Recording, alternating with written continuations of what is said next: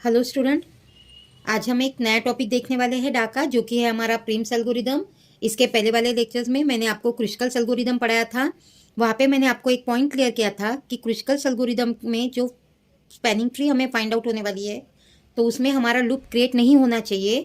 तो वही पॉइंट यहाँ पे भी है कि प्रिम्स एल्गोरिदम में जो स्पैनिंग ट्री आपको फाइंड आउट होने वाली है, तो उसमें लूप क्रिएट नहीं होना चाहिए। और वहाँ पे भी हमने एक टेबल ड्रॉ किया था, जो आप यहाँ पे देख सकते हो। यही वही टेबल हमें प्रिम्स एल्गोरिदम में भी यूज़ करना है। ठीक है। वहाँ पे हमने edges according to weight ascending order में सिलेक्ट की थी, यानी जिस एज का वेट सबसे कम है वो एज हमने पहले सिलेक्ट की थी। वही पॉइंट यहाँ पे भी है, जिस एज का वेट सबसे कम है वही एज हमें यहाँ पे सिलेक्ट करनी है। ठीक है, तो स्टार्ट कर देते हैं हमारा न्यूमेरिकल।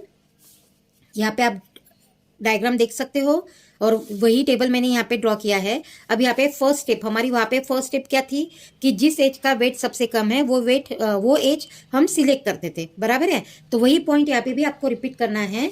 तो हमारी फर्स्ट एज कौन सी सिलेक्ट होने वाली है? 1 और 2 नोड के बीच वाली, बराबर है, क्योंकि इसका वेट 1 है, सबसे कम वेट है। तो यहाँ पे हम लिख देते हैं 1 to 2। ये हमारी एज है 1 to 2, इसका वेट था 1। क्योंकि हमारा न्यूमेरिकल जस्ट स्टार्ट हुआ है तो लूप क्रिएट होने का यहाँ पे कुछ प्रॉब्लम ही क्रिएट नहीं होता, तो इसीलिए ये एज हमारी सिलेक्ट होगी और ये हमारे स्पैनिंग ट्री की फर्स्ट एज है। ठीक है, तो यहाँ पे नंबर आएगा 1। ठीक है, तो यहाँ पे लिख देते हैं हमारी स्टेप हम, और हमारी डायग्राम कैसे क्रिएट होगी? 1 2, बराबर है। ऐसे ही हमने क्रुस्कल्स एल्गोरिदम में भी यूज़ की थी। ठीक है, अब नेक्स्ट स्टेप, अब नेक्स्ट वेट 2, बराबर है। तो यहाँ पे भी वही आने वाला है, 2 to 3 वेट है 2, ये भी एज हमारी सिलेक्ट हो जाएगी और ये हमारे स्पैनिंग ट्री की सेकेंड नंबर वाली एज है।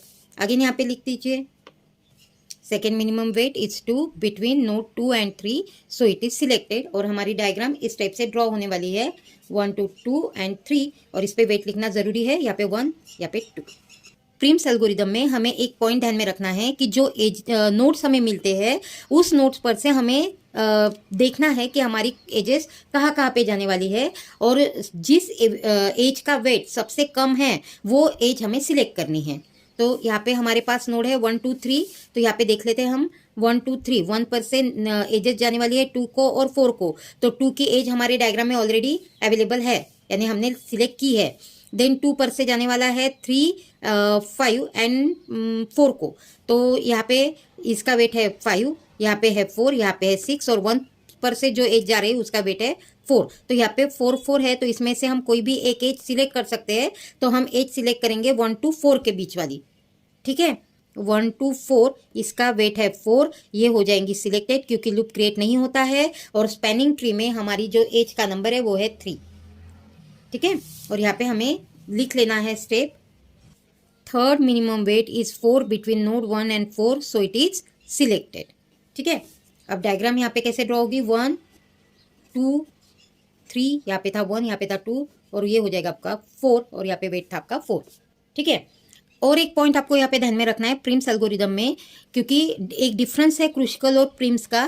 क्रुस्कल में जो डायग्राम हम ड्रॉ करते थे वो यानी हम क्या करते थे, वहाँ पे एजेस एक एज 1 to 2 के बीच में आई तो हम 6 to 7 वाली सेकेंड एज भी सिलेक्ट कर सकते थे अगर उसका वेट कम होता था, यानी डायग्राम हमारी कनेक्टेड नहीं रहती थी, हम उसको डिस्कनेक्टेड ऑर्डर में भी सिलेक्ट कर सकते थे। लेकिन प्रिम्स एल्गोरिदम में आपकी जो डायग्राम ड्रॉ होने वाली है वो कनेक्टेड ही होनी चाहिए। जैसे 1 to 3, जैसे यहाँ पे आप देख सकते हो कनेक्टेड है, 1 to 5 1 to 4 ये कनेक्टेड है। अगर आप बोलोगे कि अभी मैं 6 to 7 वाली एज सिलेक्ट करती हूँ, अगर इसका वेट कम है, तो वो यहाँ पे नहीं हो सकता। हमने क्रुस्कल्स एल्गोरिदम में 6 to 7 वाली एज पहले सिलेक्ट की थी क्योंकि उसका वेट कम था, बराबर है। लेकिन यहाँ पे प्रिम्स में हमें एक पॉइंट ध्यान में रखना है कि जो नोड हमें मिले हैं उस पर से ही हमें नेक्स्ट एज लेनी है जिस एज का वेट सबसे कम हो। ये सबसे इंपॉर्टेंट पॉइंट है प्रिम्स और क्रुस्कल का डिफरेंस वाला।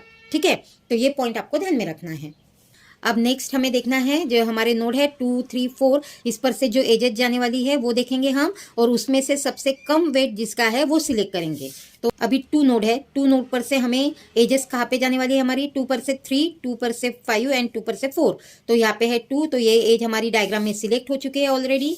तो नेक्स्ट है 5 पर जाने वाली, तो 4 है, और यहाँ पे वेट है 6, देन 3 पर से हमें जाने वाली है एज 6 पे और 5 पे, यहाँ पे वेट है 5, यहाँ पे है 6, और 4 पर से जाने वाली है 5 को, 7 को और 2 को, तो यहाँ पे सबसे कम वेट है 3।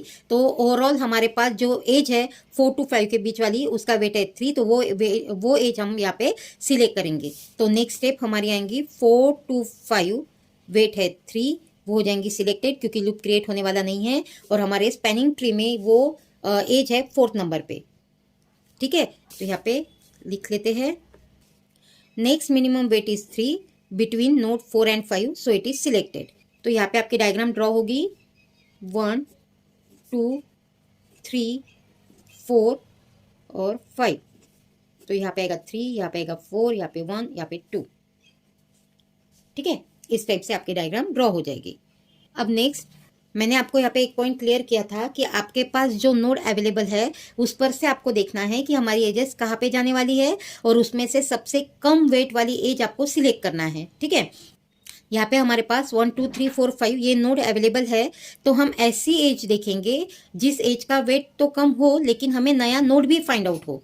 ठीक है, तो यहाँ पे देख लेते हैं हम लोग 1 2 3 4 5। तो 5 पर से एजेस जा रही है हमारी 6 और 7 को, तो यहाँ पे 8 है, यहाँ पे 7 है वेट, बराबर है। देन 4 नोड है, तो नोड 4 पर से नोड 7 को एज जा रही है जिसका वेट है 4, तो ये वाली एज हम यहाँ पे सिलेक्ट करेंगे क्योंकि वो सबसे कम वेट वाली एज है।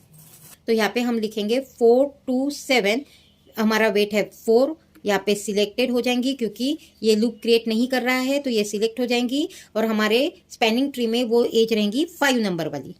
ठीक है, तो यहाँ पे लिख लेते हैं हम next minimum weight is 4 between node 4 and 7, so it is selected.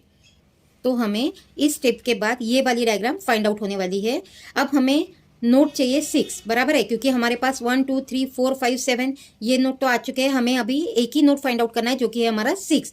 अब 6 नोट पे जाने के लिए हमारे पास कौन सी एज है जो सबसे कम वेट वाली है, तो वो देखेंगे हम। जैसे अभी 5 पर से जाएंगी 6 को एज, लेकिन उसका वेट है 8। देन 3 पर से भी जाने वाली है लेकिन उसका वेट है 6। 7 पर से एज जाएंगी आपकी 6 को, उसका वेट है 3। तो सबसे कम वेट वाली एज है हमारे पास 6 और 7 के बीच वाली, तो उसे हम सिलेक्ट कर लेते हैं, और हमारा लूप भी क्रिएट वहाँ पे नहीं होगा। तो यहाँ पे आएंगे आपकी 7 to 6। ठीक है, 6 to 7 नहीं लिखेंगे हम क्योंकि हम 7 पर से जाने वाले हैं, तो 7 to 6 उसका वेट है 3, ये हो जाएगी आपकी सिलेक्टेड, और ये होंगी आपकी स्पैनिंग ट्री में 6 नंबर की एज। ठीक है, तो यहाँ पे हम लिखेंगे next step next minimum weight is 3 between node 7 to 6, so it is selected. अभी नेक्स्ट यानी फाइनल डायग्राम हमारी ड्रॉ होगी, तो यह आएगी आपकी फाइनल स्पैनिंग ट्री। ठीक है, thank you for watching my video, और अगर आपने मेरे चैनल को सब्सक्राइब नहीं किया है तो प्लीज़ मेरे चैनल को सब्सक्राइब कीजिए, और अगर आपको कोई प्रॉब्लम है तो मुझे कमेंट बॉक्स में कमेंट कीजिए।